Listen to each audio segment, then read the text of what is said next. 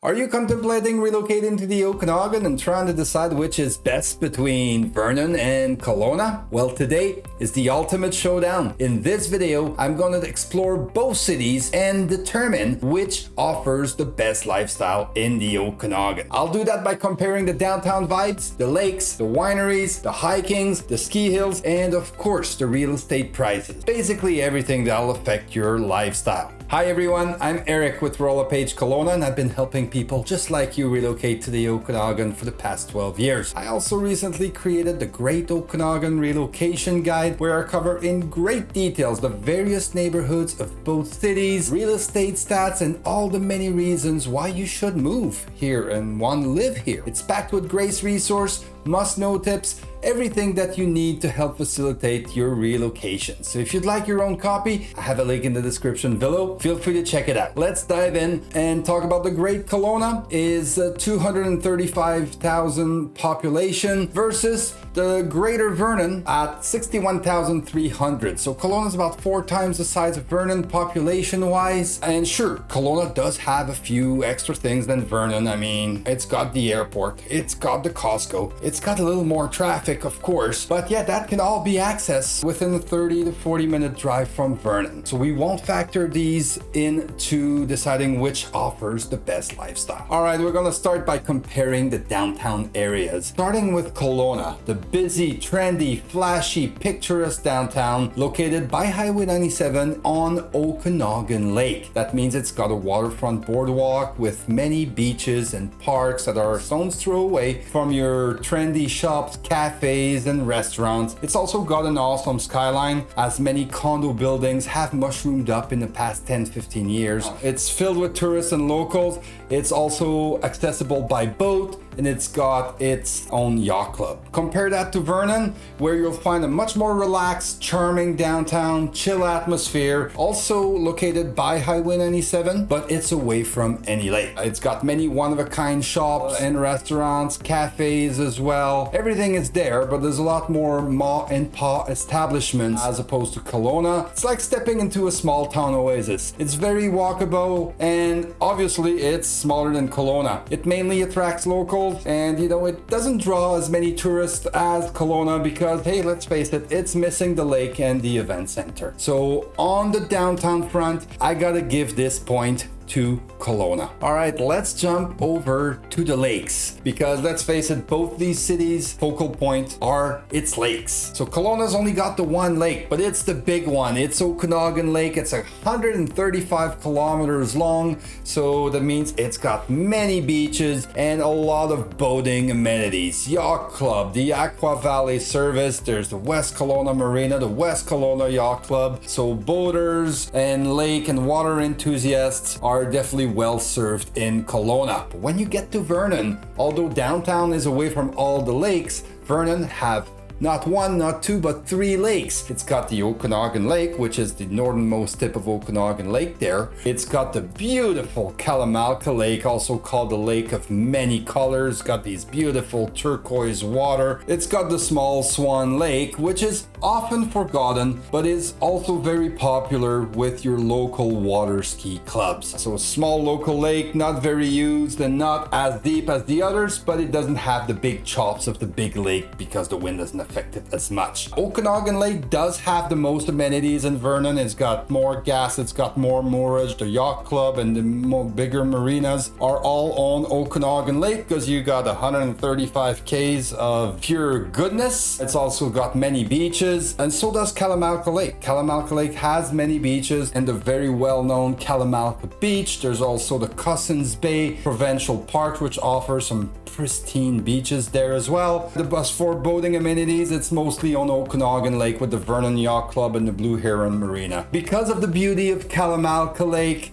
with its stunning turquoise color and the fact that it's got 2 more lakes than Kelowna, well, we'll give this point to Vernon as far as lakes. But that was a close one. All right, let's jump into the wineries because it must be 5 o'clock somewhere and everybody loves a glass of wine after 5, especially in the Okanagan, which is known for its world-renowned wineries. Unfortunately, most of them wineries are located in the central and the south Okanagan. I'm saying unfortunately for Vernon because while Vernon does have a few vineyards, the climate is only good for a few select colder climate grapes, which basically has stopped, wineries from establishing themselves around the Vernon area. So no wine tasting in Vernon, but it does have a cidery and a distillery. But after just a short drive, you start seeing wineries appear in the lake country, and once you're in Kelowna, you're already finding many award-winning wineries. A few notables include the likes of Mission Hill, Summer Hill, Cedar Creek, Quails Gate, and each of those 4 do have daily tastings and come with a beautiful view dining room restaurants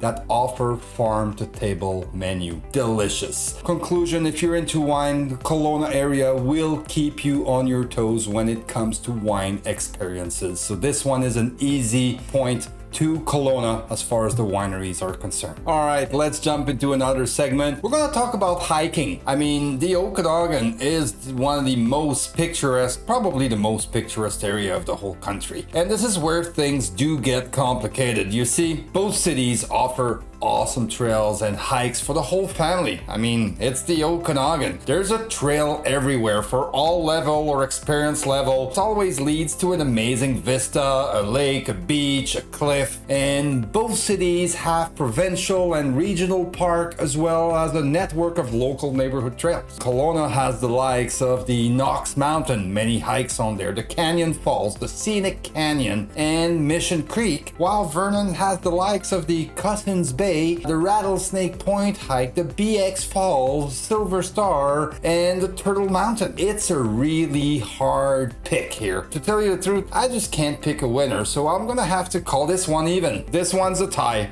as far as hikes. Off to another portion of the Okanagan lifestyles. I'm talking skiing and snowboarding. I mean, it is still Canada. We do have winters. While winters are mild in the valley, we're surrounded by beautiful mountains, and it's a quick drive to get to a ski resort or a snowboarding resort, whichever you prefer. Kelowna does have the world-renowned Big White, and while Vernon does have the world-renowned Silver Star Mountain. Both of these mountains have nice small ski village with hotels, shops, and restaurants. Both of them will offer your ski in, ski out, ski village experience with Okanagan champagne powder, aka Hero Snow. If you've never tried it, it's a must. You just can't fall in that snow. Both offer over 100 marked runs and glade tree ridings. Both also host international ski and snowboarding competition. The vertical is kind of comparable. Silver Star Mountain is about 25 to 30 minutes away from Vernon, while Big White's about a 45-minute drive from Kelowna. And both of them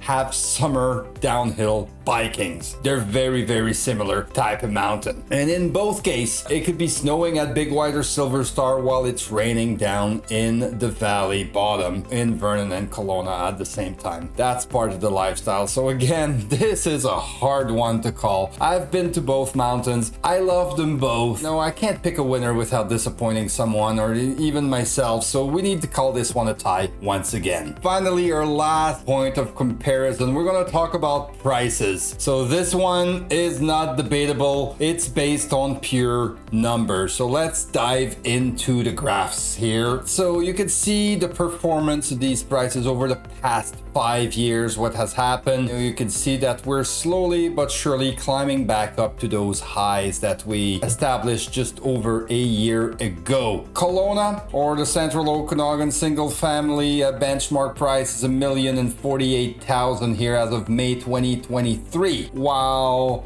the townhouse is at $767,000 for benchmark price. And again, in the Kelowna area, your typical apartment condos, all 1 bedroom, 2 bedroom, 3 bedrooms blended together, clocks in at $517,000. For the Vernon area, the North Okanagan, $777,000 gets you a single family homes, and a townhouse is closer to $578,000, while a condominium clocks in at at a cool 345,000. So what I see is a condo in Kelowna pretty much gets you a townhouse in Vernon, while a townhouse in Kelowna, really here, gets you a single family house in Vernon. And a single family house in Vernon puts you at another level of single family house once you get to Vernon. So it is quite evident that Vernon is a little easier on your wallet. So if you are cost conscious and would like to have a little more cash in your wallet instead of the bank of home equity, well, Vernon may be the budget sensitive place to be. Still, without really sacrificing on the lifestyle, because remember, Kelowna is only a 35-minute drive anyways.